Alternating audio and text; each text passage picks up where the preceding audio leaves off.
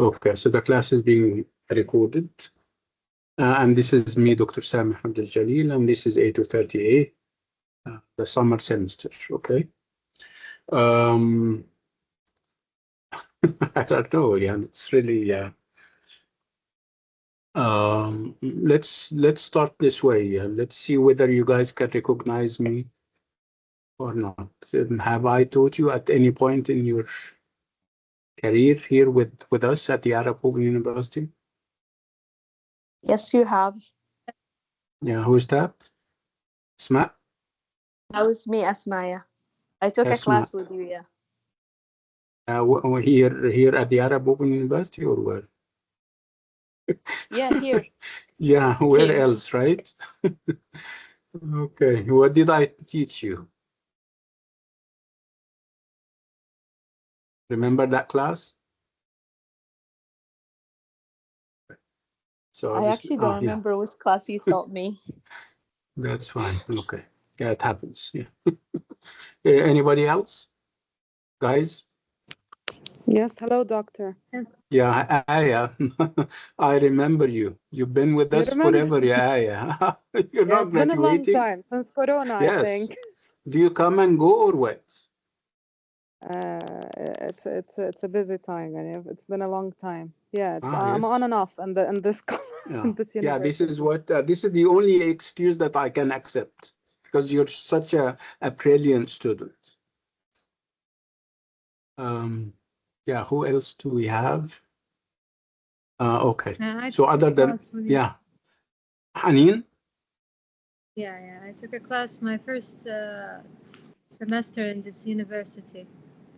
Ever. It was EL something.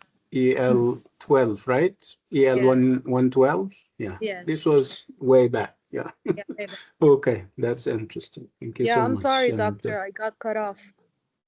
that's fine. That's fine. That's fine.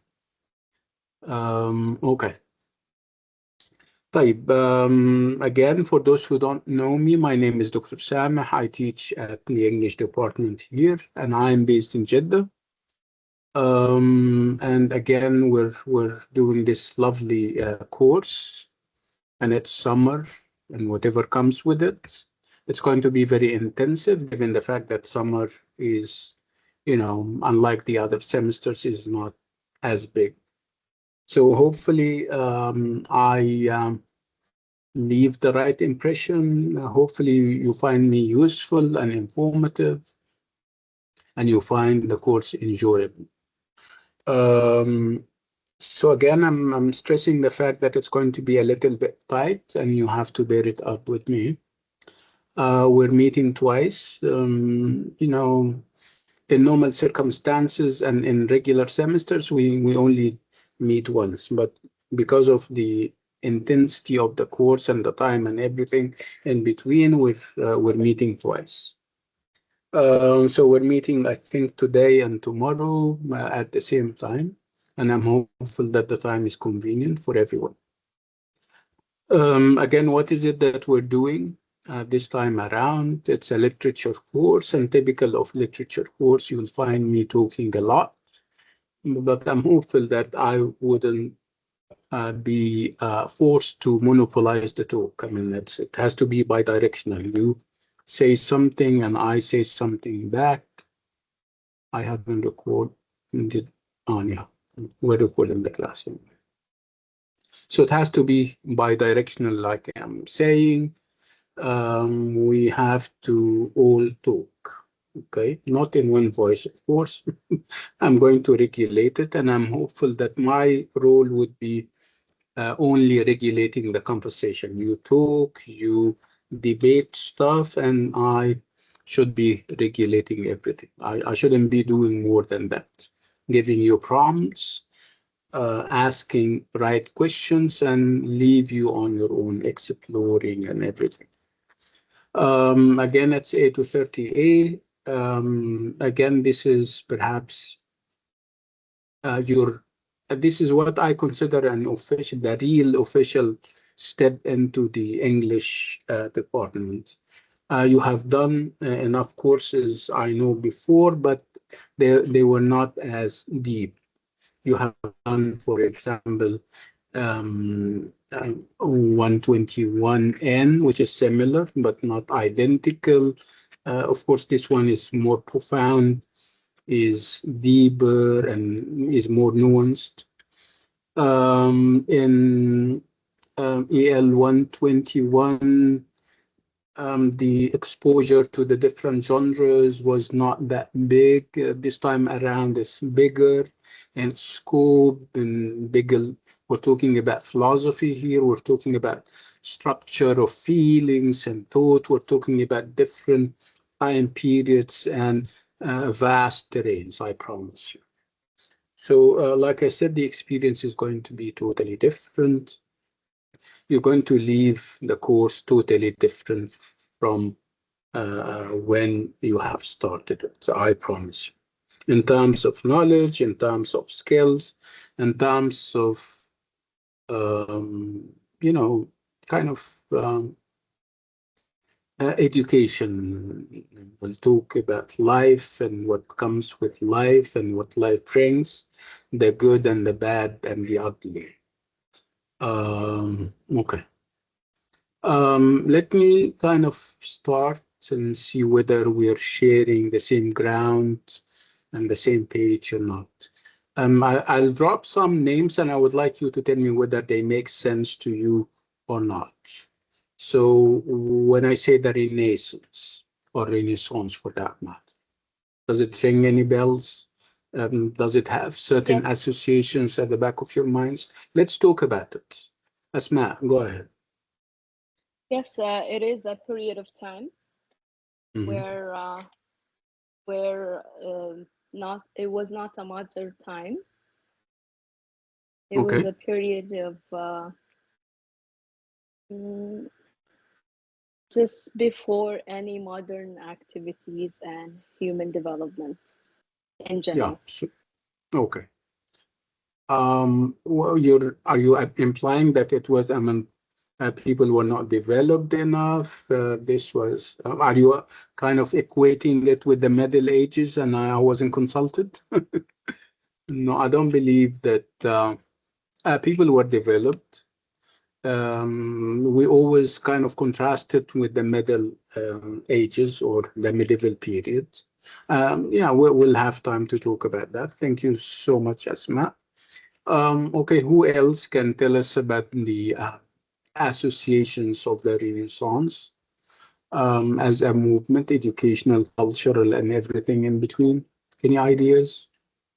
The Renaissance, everyone?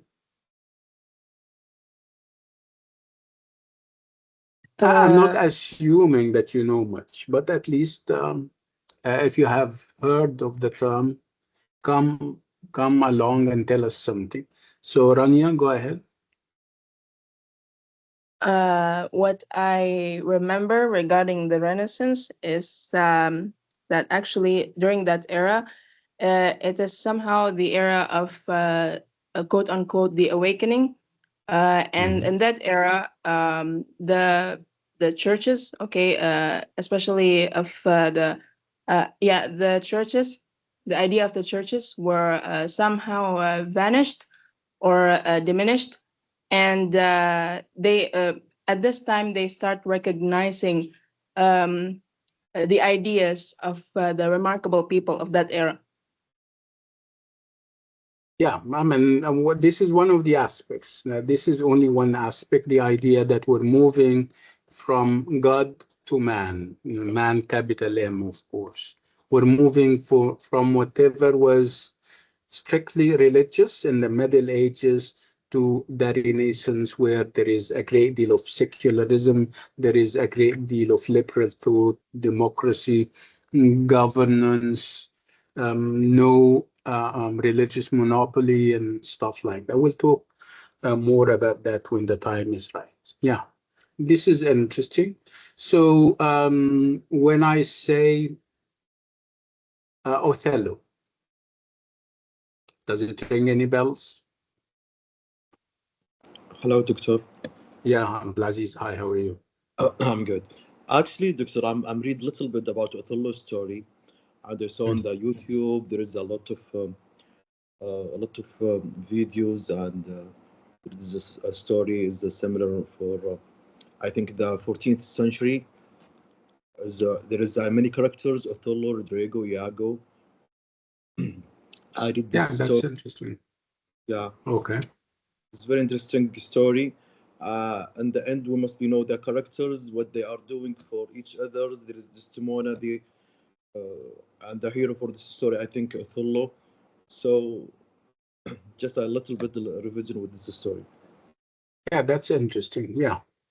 Um, yeah, it's a play. I mean, in terms of genre, it's a play, not yeah, maybe all the genres have a story at their core, but it's not a story per se. It's a play meant to be performed on the stage, for example. Yeah, what else do we know about Othello, the play? The Elizabethan play, because it was kind of written in the late 16th and early 17th century. Well, how much do we know about Othello, the play, if any? He's a military from the Moor. Yeah, he's a military guy. Yeah. Can we have somebody else elaborating and expanding on those lovely thoughts that Abdulaziz is sharing with us?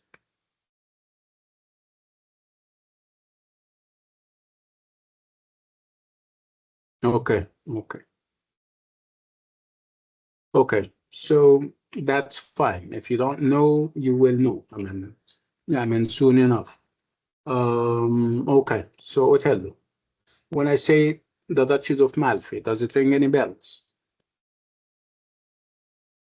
Can you repeat your question, Doctor? The Duchess of Malfi. I'm asking whether you guys are familiar with the Duchess of Malfi, which is another play. That's fine. That's totally fine. When I say Candide,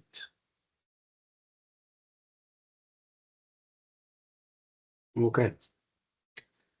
So when I talk about the Romantics and I talk about people like Wordsworth, Lord Byron, Keats, Shelley, are you familiar with any of those Romantic poets? No, I don't think so. That's totally fine. That's totally not judging. You're doing great. Thank you. Okay, so Mary Shelley, Frankenstein, for example. Are you familiar with Frankenstein?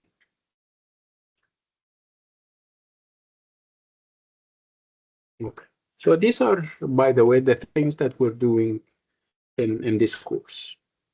These are different works, literary works that we are introducing this semester around. And they belong to different genres. And perhaps to be on the safe side, we need to first of all unpack the word genre. So what's a genre? When I say that the novel is a genre, when I say that the play is a genre, the short story is a genre, a poem or poetry is a genre. So what do I mean by a genre? A theme, a kind of writing. Yeah, it's a kind of writing. It's a pattern. It's a literary pattern. It's more or less like a type. When you talk about literature, literature has different types. Under literature, you will have poetry. This is a genre with its own characteristics and elements and features. We'll have the novel, which is another genre. Okay, it has its distinctive features. Again, when you talk about short stories, this is a genre. So what we're doing in A230A is that we're doing a multiplicity or a number of genres. We have plays. We have two plays. We have Othello and we have the Duchess of Malfi. We have a novella. A novella is not a novel and is not a short story either. It's somewhere in the middle. So we have a novella as another genre. We have poems. We have poems, and this is also another genre. So as you can see, we are introducing you to these different genres. You're going to see how different they are from each other. We're going to also talk about different time periods. We're going to start as early as the Middle Ages, and we're going to end as late as the early 19th century, late 18th century and early 19th century, where the Romantics are. So again, different genres and different time periods. And the takeaway would be that you'll be exposed very heavily to different moods, different characters, different ideas, different ideologies, and that would help shape um, the AOU graduate that we would like to see in. Okay. So let me stress the fact that if you have a piece of work like Othello, you need to know that Othello was not written out of, or did not come out of thin air, which means that it normally reflects the time it was written in. Can consider it as a document, documenting the period, not in the way that a historian works. And obviously, historians should be very meticulous, should be very accurate. With literature, we have this license where the idea may be the same, but the treatment is different with, I mean, literature, with a writer who writes literature, obviously. It's not about honesty and integrity when it comes to giving you events, but it's about, delving deep into the psychology of the characters, exploring ideas from and about the age, whether those ideas are conforming or perhaps challenging ideas that are there already. Somebody keeps asking irrelevant questions. Can you stop asking those irrelevant questions about slides, about WhatsApp group, about attendance? Can we focus a little bit, please? Okay, so I'm stressing the fact that in order to fully understand and appreciate a work of art, whether it's literature or art, you need to study the time and the place in which it was written. Can make all the difference. Again, for the simple reason that the writer gets affected by whatever happens in his or her society. And literature is, of course, it's more than just a reflection, but one way of describing literature is that it is a reflection of what happens in society. If you would like to have insights into what happened at a certain time in a given society, you need to read the literature of this period. Um, and this is actually what we're going to do. We have a number of works, literary works, and those literary works are representations of different time periods. you would have mystery plays and morality plays representing the Middle Ages. You will have plays like Othello and the Duchess of Malfi representing the Renaissance and the Elizabethan age. You will have Candide representing the age of reason in the 18th century.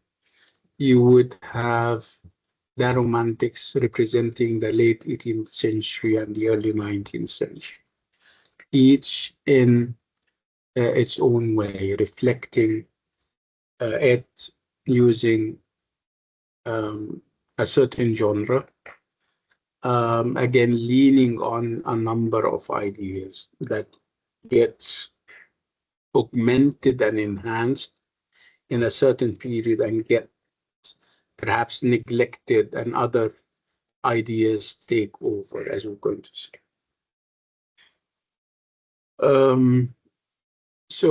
We're going to start off with the Middle Ages. And again, when we talk about the Middle Ages, it's a very long time. It's when we talk about the Middle Ages, we're talking about the period from perhaps late 5th century when the Roman Empire fell under the Goth, Qutiyyin, and it extended until perhaps the 11th or the 12th century. So it's a very long period where you don't expect much enlightenment, you don't expect much learning, you don't expect focus on development and science. This period was primarily and was aptly described as the Dark Age or the Dark Ages, because this is actually what it was. Dark in the sense that people were perhaps obsessed with the idea of religion, and the clergy were in full control, and everything was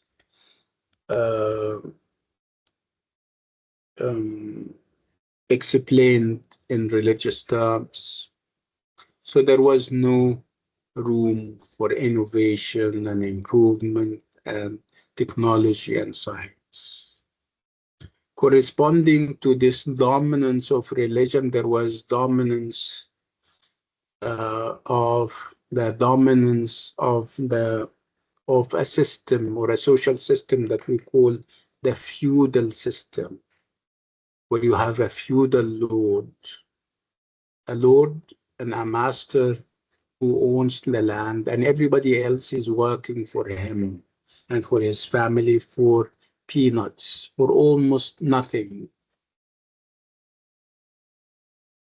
So obviously this was not a fair social system where you have the minority kind of dominating and living very prosperously, while everybody else is reduced to poverty, decimated, and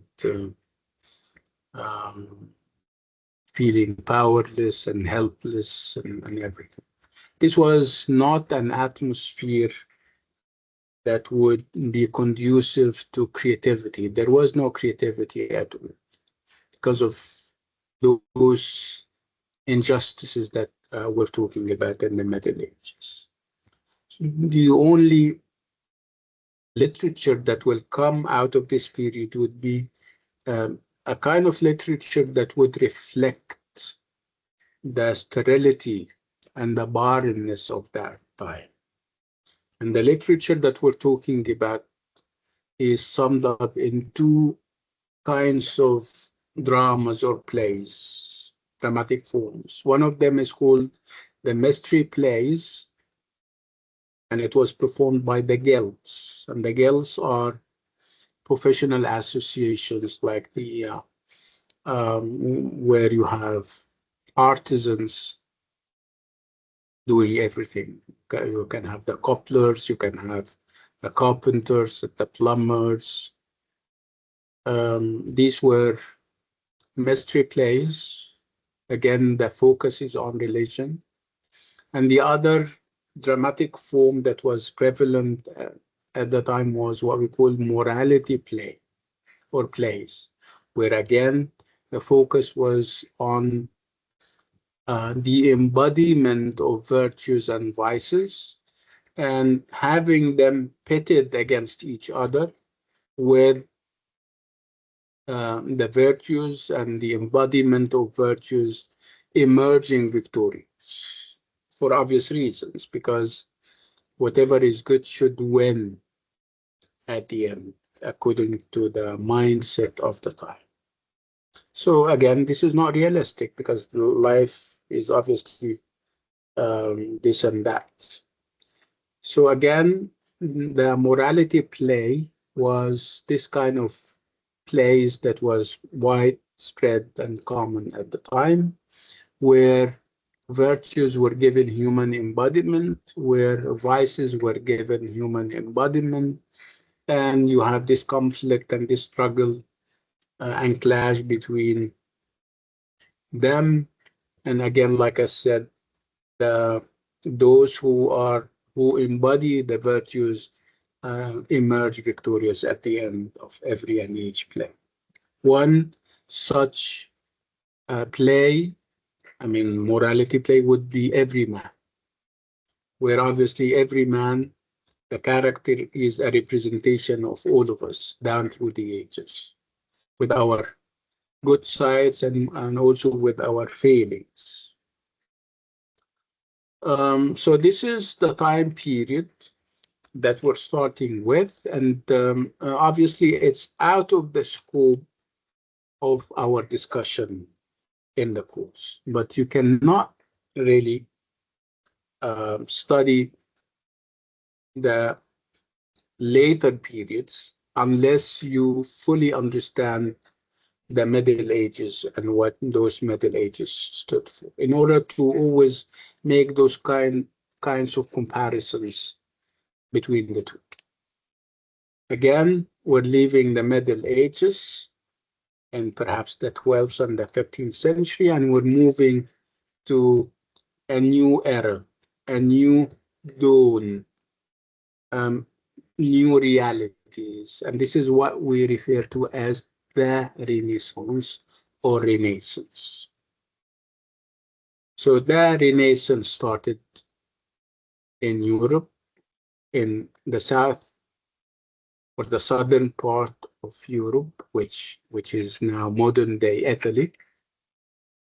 And it's, I mean, even the word, it's Renaissance, and when you kind of unpack it, it becomes which means redoing something. It's a replay of a bygone period. It's a rebirth. And what is it that people were giving birth to again? It's the period before the Middle Ages. Of course, the Middle Ages is like a time in the middle. So there was something before the Middle Ages, which is the Greco-Roman civilization, the Greeks and the Romans, talking about perhaps 1000 to 1000 before the advent of Christianity. This was a time of flourishing and cultural boom where There was a lot of secular and liberal literature. There was a great deal of philosophy. Um, there was a great deal of science and advancement and technology. So people in the Renaissance, they wanted some inspiration. They wanted to build on something. Would they go to the Middle Ages with its dark aspects of life? No. They would skip over the Middle Ages and go all the way to the Greeks and the Romans. The Greeks with their philosophy, the Greeks with their science and technology and literature, and the Romans with their governance, with their civility, with their laws. So they took inspiration from there and they started to build on that and they started to chart their own ways. And they did this very beautifully and very successfully.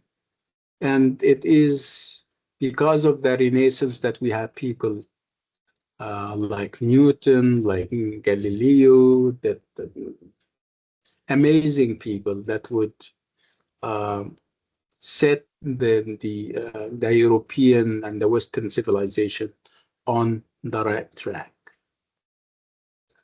So this is the Renaissance. It's a cultural and an educational movement that started perhaps in the 13th century. And it started in Italy, but it didn't stop there. It went all the way to different parts of Europe. And obviously, because we're English major students, we're going to focus on the impact of the Renaissance on the English, on England. So we're focused more on the Elizabethan age, this time 16th and 17th century, during the time of Queen Elizabeth I. This was also a good time for the English. The monarch or the sitting queen was very liberal. She was educated. She encouraged the sciences and the arts. This was a time of boom and flourishing for the English. She even started to commission, campaigns and exploratory campaigns to the other parts of the world. And of course, if you have boom and flourishing and economic prosperity and a monarch who is educated and understanding, of course, literature is going to flourish. And this is exactly what happened. Literature was flourishing, and of all the genres that we have in the Elizabethan age, the drama or the play or the dramatic form stands out. So of all the forms, whether we're talking about poetry, the essay, the biography, the autobiography, drama and plays stood out. They were the most favored form. And lots of writers started to experiment and try their hands uh, in writing plays. And of course, on top of all those people is Shakespeare. Shakespeare is an Elizabethan writer. He lived during the time of Queen Elizabeth I, and he wrote plays that reflect the spirit of the age. Liberal, very liberal ideas were not focused anymore on religion and religious people, were focused on governance, were focused on society, social mobility, family matters, state and government matters. So the scope is getting bigger every day in the Elizabethan age and under the Renaissance. So our focus is on the drama of the time. And by I'm using the word drama and plays very interchangeably because they mean one thing.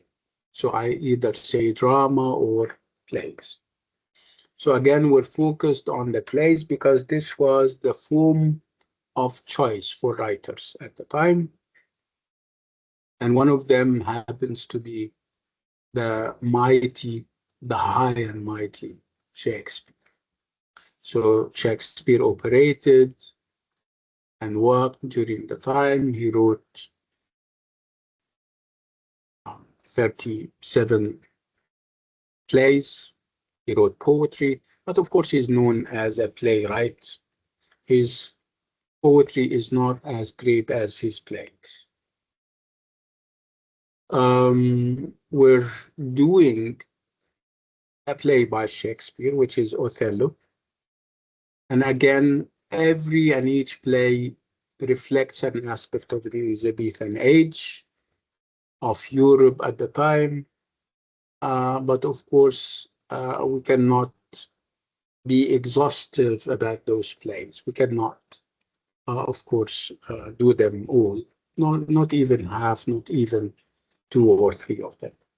We're focusing our energies on only one play, a play that reflects the spirit of the time, because this is what works of art are all about, reflecting the time, its ideas and ideologies and all those kinds of things. Again, like I said, in order to fully appreciate a play or a novel or a poem even, you need to understand the time. We need to read and research the time in which a play or a novel was written. Again, when we talk about Othello, we talk about the Elizabethan age, 16th and 17th century England and Europe. So what was clear during the time was the atmosphere of advancement, the atmosphere of nation states. We're not talking again or anymore about feudal systems. We're talking about a system of governance where you can have a queen or a king, and then you have a hierarchy of people. So when we talk about the Elizabethan age, we talk about this idea of hierarchy. And its life during the time is all about honoring this kind of hierarchy. But let's look at the hierarchies or the existing hierarchies at that time. We have a hierarchy, we have a social hierarchy, we even have a cosmic order that we need to start with, because this cosmic order inspires everything and has correspondence on every level of society. So what was the cosmic, and what is the cosmic order that we, because this is what is constant, everything else is variable. So the cosmic order would tell you that on top of things, on top of the hierarchy, on top of the ladder, you have God, right? And then you have the angels, and then you have somewhere in the middle, you have human beings until you reach stones and dust. So this is the cosmic order that we all live under, right? So this was pretty much the same thing in the Elizabethan age. And this is what we call the macrocosm. So this is macrocosm. And then you have a number of microcosms. corresponding microcosms. So on the level of the universe, you have God on top, and then you have the angels, and then you have human beings down to dust and stone. On a corresponding plane, you have a state, or you have a country, where on top you have a king or a queen, and then you have the nobles, and then you have the ministers, and then you have people in government, and then you have you go down until you reach the common man, the ordinary citizens. This is so if talking about the cosmic order is macrocosm, talking about having a king and then nobles and then commoners is another level, another corresponding level that we call microcosm. So this is another hierarchy. So you have the uh, perennial universal hierarchy or order, okay, governing the universe, God, and then the angels and stuff. And you have a corresponding hierarchy on the level of society where you have the king or the queen, and then the nobles, the ministers, and so on. This is another hierarchy. This is perhaps a political and a social hierarchy. And you also have a hierarchy of color, where Caucasians and white people are on top. You have perhaps yellow people in the middle, and you have black people at the bottom of this hierarchy of color. So these are hierarchies, they are well established. These are orders that are also well established and well respected and honored. And there is no way you can have deviation. There is no way you can deviate from that. If we talk about the cosmic order, you have God on top and you have human beings in the middle. Should people respect this and honor this? Absolutely. This is what religion is all about.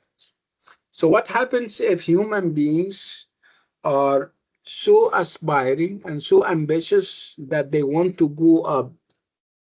Who is up in this cosmic order? I'm asking you.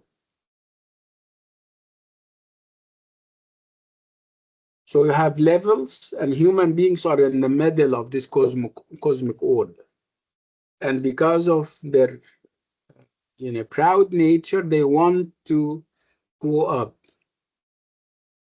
So can they, I mean, the question is, can they go up? Who are they, who are they going to hit if they go up?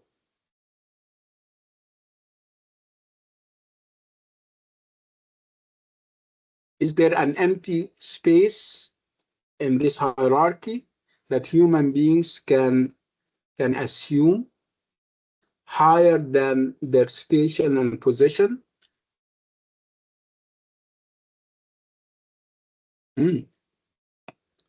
Commonsensically, the answer is no.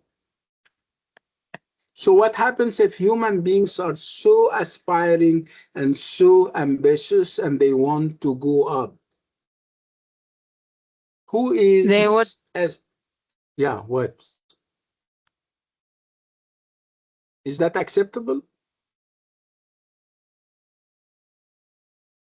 Didn't we say a couple of No, minutes ago no, that you have to honor and respect your place on the hierarchy? yes. You should stick. You're born as a human being and you have to stay and remain as such. What happens if you try to go up? It's not acceptable. Can you be another God? Can you be another angel? No, you cannot, No. right? So what happens to you if you insist?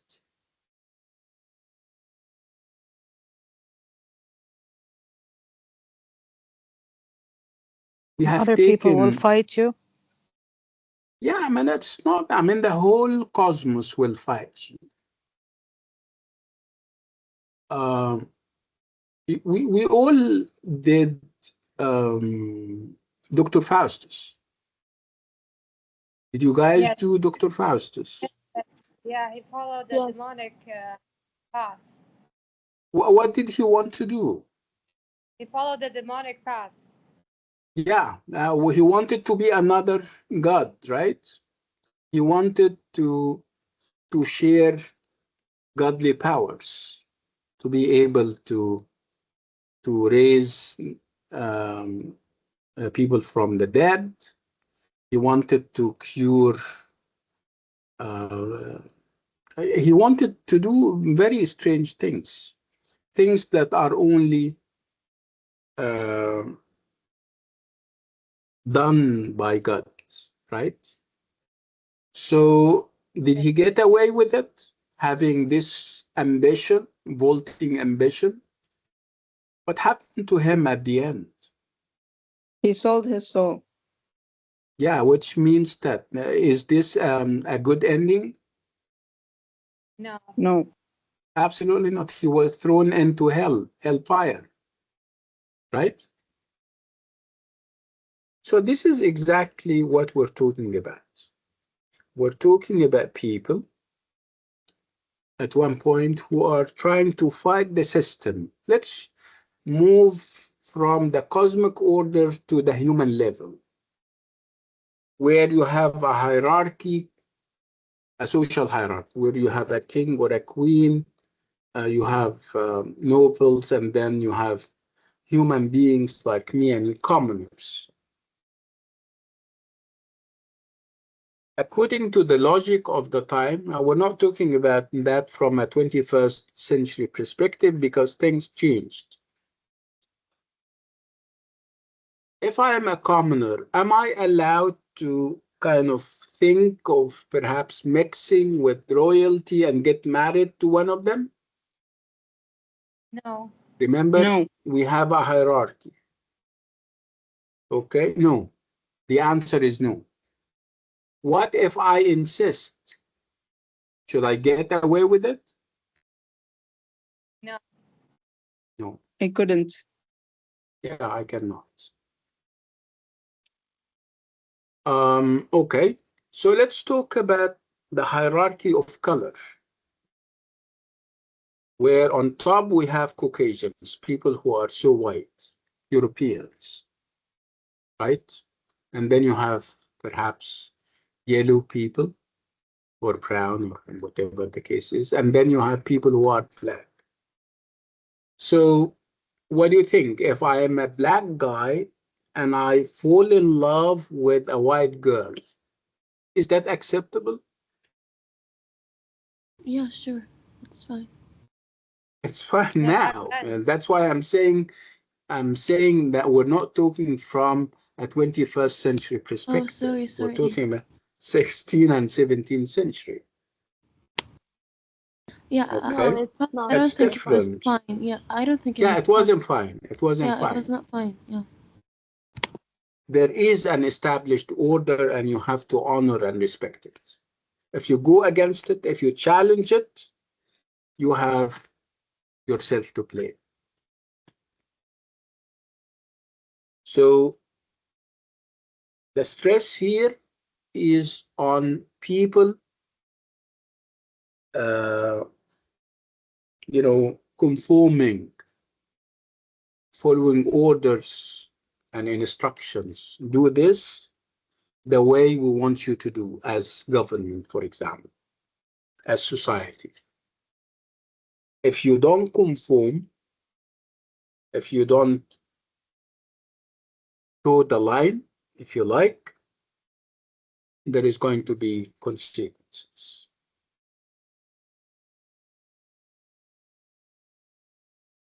So obviously, if we have Shakespeare talking about that, He wants to get a message across to the audience. He wants to tell them what? Keep to your place. There is no social mobility, no room for ambition. Excuse me. No. If you're born poor, you will need to stay as such. Correspondingly, if you're a king or a queen, you should also fall in love from within your own ranks. Okay, so if we have a play like Othello, where we have Othello, a human being like me and you and everybody else, and we have Desdemona, another human being like everybody else, but we have a small problem. Those guys fell in love with each other. Is that wrong? Falling in love and consequently getting married, is that wrong? No. No, absolutely not. There is nothing wrong with getting married, right?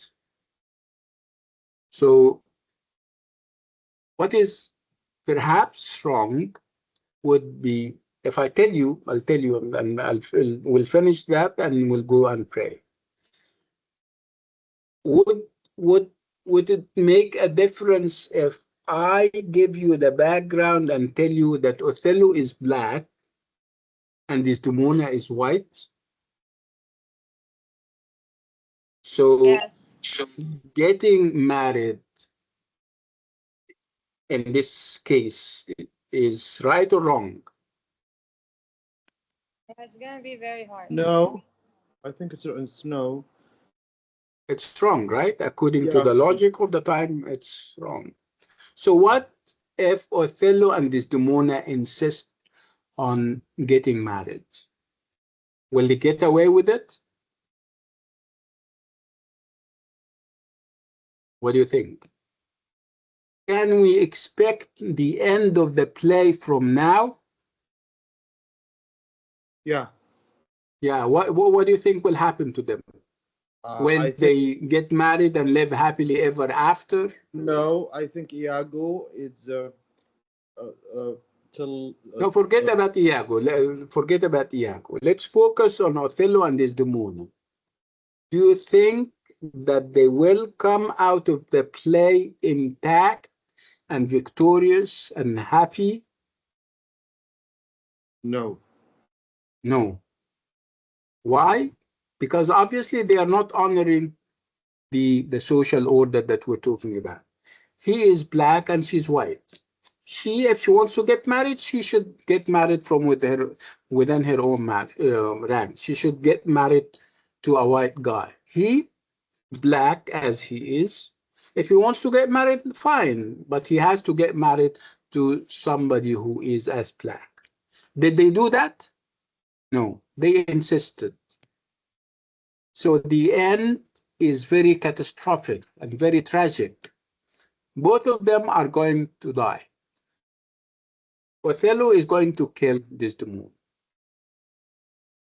Again, it's more or less like some kind of retribution for what they did, as if they did a transgression and they are paying for it. What was the transgression? What was the violation? The fact that they fell in love and consequently got married to each other, he being black and she being white. Okay, we'll take like a 10-minute break for the prayers, and then when we come back, we resume. So I'll see you in 10 minutes, okay? Say Okay. okay. Okay. Okay, doctor.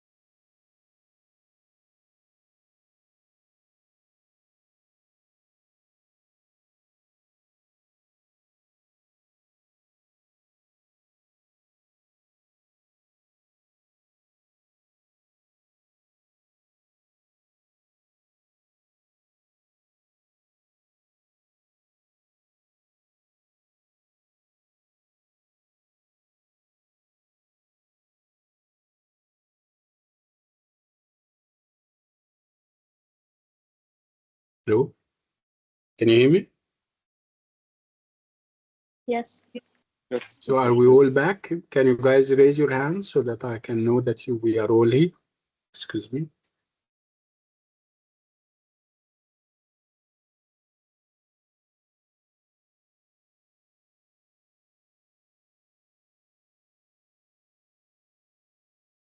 Okay. I think this. So what did we agree on? Do you think Othello and Desdemona will get away with it?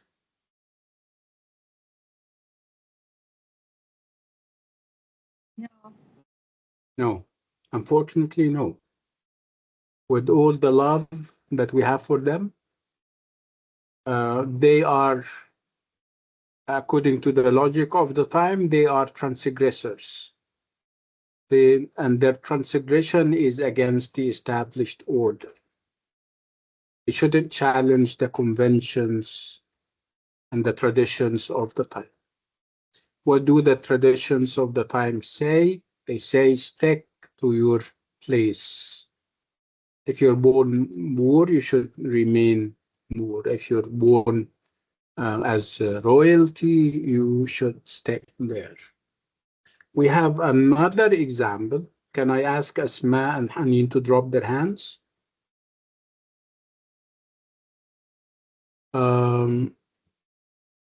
We have, so we're moving from a hierarchy of color to a different hierarchy, a social hierarchy or a political hierarchy, where we have a queen on top, and we're using the word duchess for queen because this is Italy that we're talking about. In Italy, they don't have queens and kings. For a king, they have a duke, and for a queen, they have a duchess. So we have a duchess, a sitting queen, and she is wedded, which means that she doesn't have a husband. Her husband died. And obviously, there is nothing wrong with she deciding to get married again. Is there something wrong with her getting married? I'm asking everyone. Or remarry? No. No. Okay. So what is wrong is that she is not going to get married from within her own ranks. You would expect her to get married to a king from another kingdom, for example, or a royal family member, right? So what do you think? She gets married to a commoner.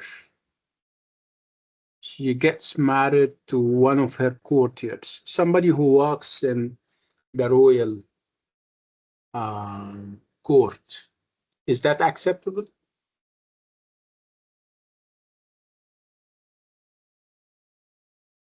No, No.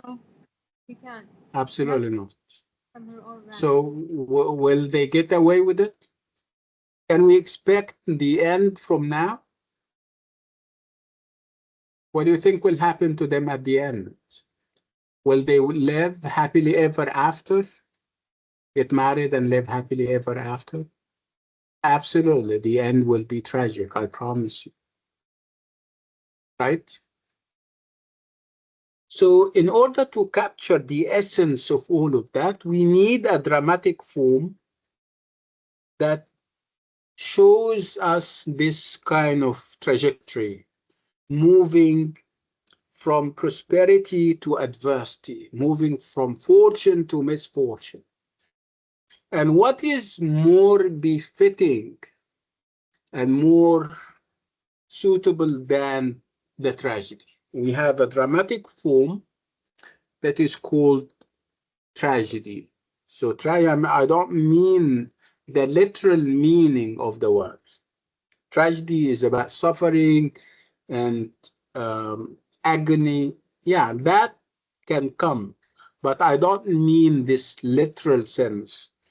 So when I talk about a tragedy, I mean this dramatic form that was also common during the time, popular.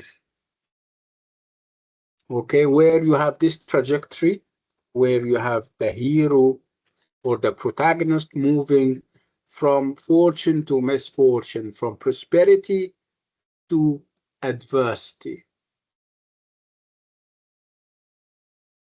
So this dramatic framework is called tragedy, and it's a form like any other form, but it has certain characteristics.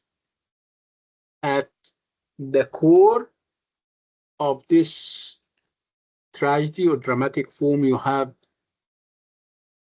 a hero or a heroine, and we call him or her the tragic, sorry, the tragic hero or heroine.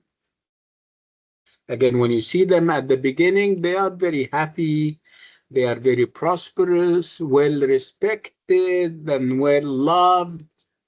But at the end, it's totally different. They are totally destroyed, ruined. Again, what happens in the middle leads to what happened at the end. So it's this idea of cause and effect, very logical, very scientific. You do something and there are consequences. Okay, what do? They transgress, they violate and challenge the norms. And at the end, we have the tragic end where the hero, the tragic hero or the tragic heroine falling down tragically, killing and getting killed, or simply getting killed. This happened with Othello, and it also happened with the Duchess of Malfi. So again, the takeaway, if there is this stress on the idea of not marrying from within your own ranks, so obviously the message is clear. You shouldn't do that. You shouldn't go that rabbit hole. Or you face the music, or you face the consequences, dire as they are. And what are the consequences? You get ostracized by society.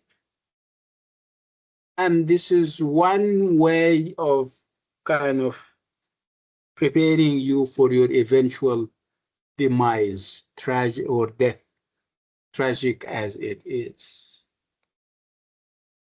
So this is what we're doing in these two plays.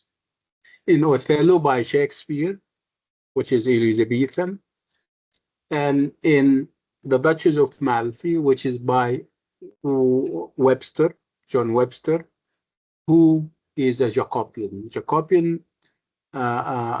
Jacobean period is the period that came immediately after the Elizabethan age. So they share the same ideas and ideologies, the same traditions. And what is the tragic, the form that we're using, the dramatic form that we're using the tragedy because it's very appropriate and very apt. Again, what is the trajectory? You have a tragic hero who is prosperous, who is well respected and loved at the beginning. At the end, the image or it's a totally different end where this fortunate, prosperous hero is killed, and obviously is killed because he or she um, challenges the established order. Again, in Othello, we have a hierarchy of color that should have been respected. In the Duchess of Malfi, we have a social hierarchy that should have been respected.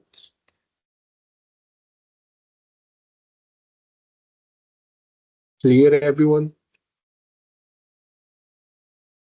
Yes, very clear. Okay. So this is the first, or perhaps the second time period that we are talking about. So we spoke about the Middle Ages, and we said that with the Middle Ages, we have the mystery plays and the morality plays as representative. And then we moved on to the Elizabethan, to the Renaissance, and under the Renaissance, the focus is on the Elizabethan age, where obviously the focus on uh, drama or plays, and of all the dramatic types, because we have romantic comedies, we have comedies, of all those types, we have the tragedy dominating and being the dramatic form of choice. What do we have as a representation? We have plays like Othello, and we have plays like The Duchess of Malfi as also a representation of the Elizabethan, and not the Elizabethan age, the Jacobean age, and they all fall under the umbrella of the Renaissance. Let's move a bit. Let's move from the 16th and 17th century to the 18th century. 18th century is known as the Age of Reason, where obviously it's another level of development. There is a great deal of science, there is a great deal of prosperity, there is a great deal of achievement. People have gone beyond their borders, and now they have gone to the new world, the Americas, and they are exploring. They went all the way to India and other places. Very prosperous, very happy. They feel that progress is eternal and it will never end. And this is all due to them using their power of reason. They are using their mind. They are using their intellectual capacities. And all of a sudden, in the middle of all these feelings of optimism and happiness, they are hit with a number of earthquakes. They are hit with civil wars. They are hit with sectarian and religious wars. And people, the next thing you know is that Europe is against Europe. It's the war of all against all in the description of Hobbes. So people started to ask questions. 18th century, we have progress. Everything seems to be moving in the right direction, and all of a sudden, we have wars, we have earthquakes. People started to question their beliefs, their belief system. And this belief system was based on the idea that the world is governed by a benevolent, loving God. They started to challenge and question it, started to ask questions like, why? Why do we have disease in the world? Why do we have pain in the world if we are governed and the world is governed by a benevolent, loving God? Why would God allow pain and suffering and disease in the world? Why would God allow earthquakes to happen? Why this? Why that? And they started to make this distinction between moral evil and uh, natural evil. Moral evil is the evil committed by human beings, killing, wars. This is moral evil. Natural evil is the evil caused by nature. If you have earthquakes, if you have volcanoes, if you have tsunamis, if you have raging storms. So they started to ask these questions. And one such people is a French philosopher by the name of uh, uh, Voltaire. Voltaire is a French philosopher who is or who was an empiricist. Empiricist means that he only believes in things when he sees them, when he touches them, when he smells them. He doesn't believe in miracles. He doesn't believe in uh, established and traditional religions. In order to believe, he has to see things. He has to touch things. He has to sense things. He has to use his senses. He doesn't even believe in the mind. When you tell them that, how did you do something? I used my mind. You say, no, this is not even accepted.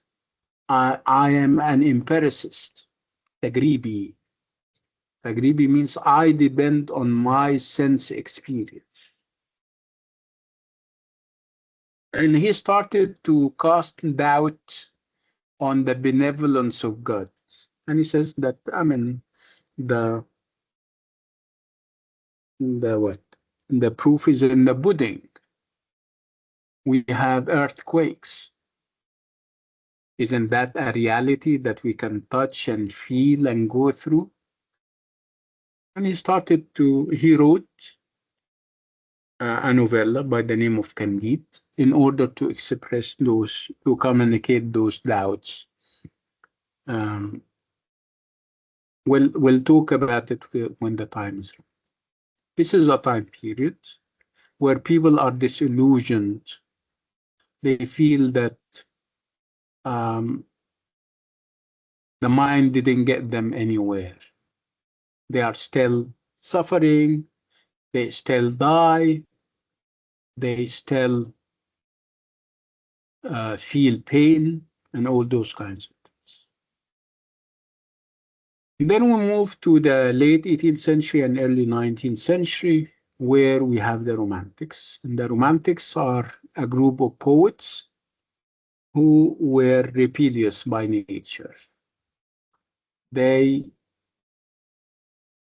are about challenging the status quo, about challenging conventions, whether on the level of society or on the level of literature.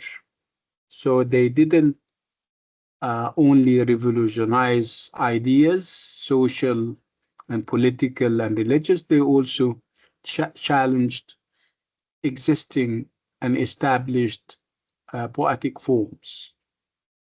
So they were a group of rebellious poets who wanted to effect change on the level of literature and also on the level of society. And with the Romantics and their poetry, we will have the end of the course, inshallah. But as you can see, this is a very interesting journey that I could convince you that this is promising to be an interesting journey, intellectual and literary and all those kinds. I think I need to stop on this note and with this item. But before I do just that, I would like to listen to you. So if you have any questions, come to the mic.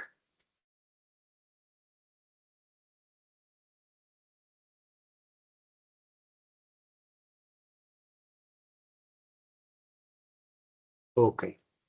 So what is it that I'm going to do after we finish from here? I'm going to send you like a podcast that sums up the whole argument, and I would like you to listen to it. And I'm going to also send you, PowerPoint presentations covering, pretty much everything. The slides for this period and also for the other time periods.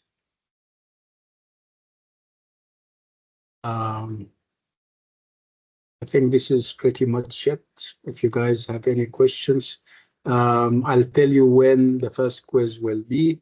Also, you know the system of assessment, 100 marks, 15 for the two quizzes, 5 and 10, and then you have 5 for participation and attendance, and then you have 30 for the midterm and 50 for the final. The second quiz is done on campus. You'll have to come to the university and do the exam. The midterm is done at the university. You have to come and do the exam here. The final is done at the university. You have to come and do the exam here. Okay, so the only thing that you will do online is quiz 1 out of 5 through the LMS when the time is right.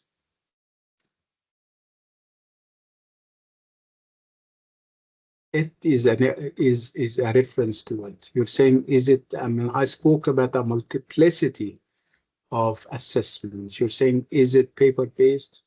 What is paper-based? Are you talking about the final, the midterm, the quiz 1, quiz 2? What? Which quiz? Doctor, why quiz 2 in the university? Why it's not online? Yeah, because this is the system. We've been adopting this for 2 years. Actually, even the first quiz should be done at the university. So again, the second quiz is paper-based and it's done at the university.